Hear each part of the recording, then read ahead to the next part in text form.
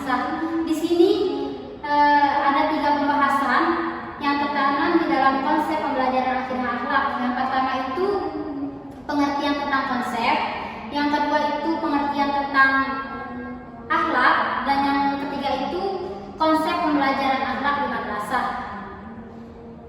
Baiklah, di sini saya akan menjelaskan terlebih dahulu pengertian tentang konsep. Apa itu konsep? Konsep merupakan ide atau pengertian yang abstrak dari perilaku konkret. Maksud dari perilaku konkret di sini adalah perilaku yang nyata atau yang real. Dan juga konsep juga bisa diartikan dengan menggambarkan objek, proses yang dilakukan oleh akal budi untuk memahami hal-hal yang lain. Kemudian pembahasan yang kedua di sini itu mengenai tentang pengertian akhlak. Apa maksud akhlak di sini? Akhlak di sini maksudnya ialah merupakan suatu perilaku baik yang nampak dari seseorang setelah melaksanakan syariat Islam. Di sini akhlak itu mempunyai 2 aspek. Yang pertama, memang aspek dari watak atau perilaku seseorang yang memang dari dirinya sendiri itu sudah tertanam. Kemudian yang kedua itu perilaku yang biasa dia lakukan secara terus-menerus sehingga menjadi terbiasa. Kemudian pembahasan yang ketiga itu mengenai tentang konsep pembelajaran akhlak di madrasah, yang dimana di sini maksudnya konsep pembelajaran akhlak tidak hanya sekedar menyuruh menghafal nilai-nilai normatif, akan tetapi aspek efektif yang harus lebih dipertahankan, karena tujuan akhir pendidikan dalam Islam adalah menjadikan insan kamil dengan pola yang takwa. Kemudian di sini itu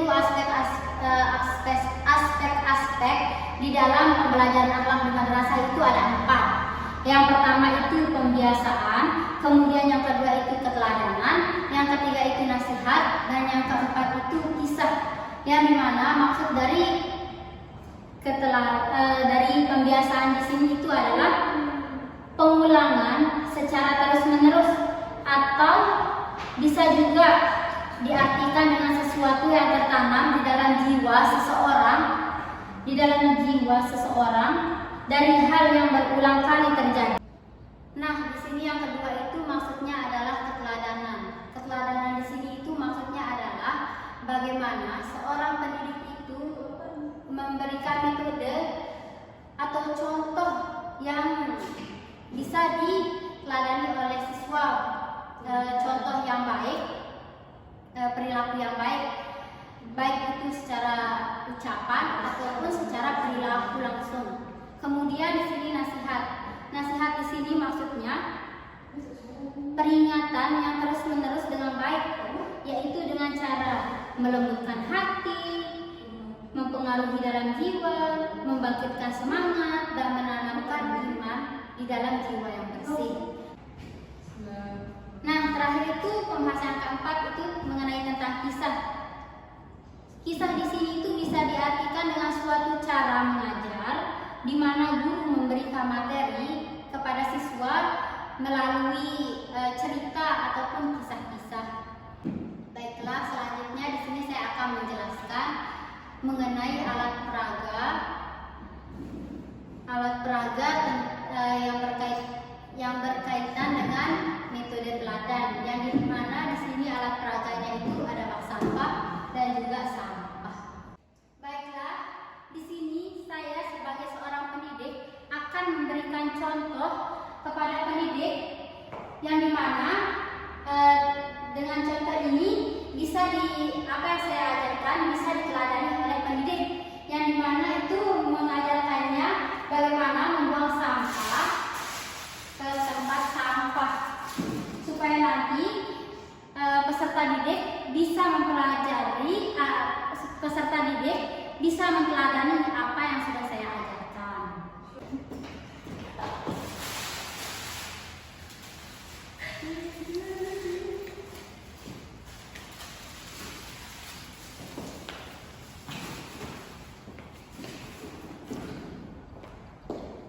Nah, bisa kita simpulkan dari ilustrasi video yang tadi bahwa apa yang saya ajarkan mengenai keteladanan bisa mereka mengaplikasikannya sehingga membentuk akhlak yang baik. Baiklah, supaya memperkuat metode teladan saya tadi dan juga alat peraga yang sudah saya jelaskan tadi, maka di sini saya akan mengkaitkannya dengan surat Al-Mumtahanah ayat 60 yang bagaimana bunyinya? A'udzubillahi Bismillahirrahmanirrahim. Qad kanat lakum uswatun hasanatun fi Ibrahim walladzina ma'ah. Yang artinya, sesungguhnya telah ada suri teladan yang baik bagimu pada Ibrahim dan orang-orang yang bersama dengan dia. Nah, maksudnya di sini itu maksud dari ayat itu bahwa suri teladan dari Nabi Ibrahim memiliki suatu yang baik untuk ditiru oleh manusia. Berikutnya bahkan orang-orang yang hidup bersama Nabi Ibrahim juga sangat layak ditiru oleh kita umat Islam tentang berperilaku dengan orang lain, tentang tata cara mereka bersikap, bertutur kata yang sopan, dan berperilaku dengan orang lain. Mungkin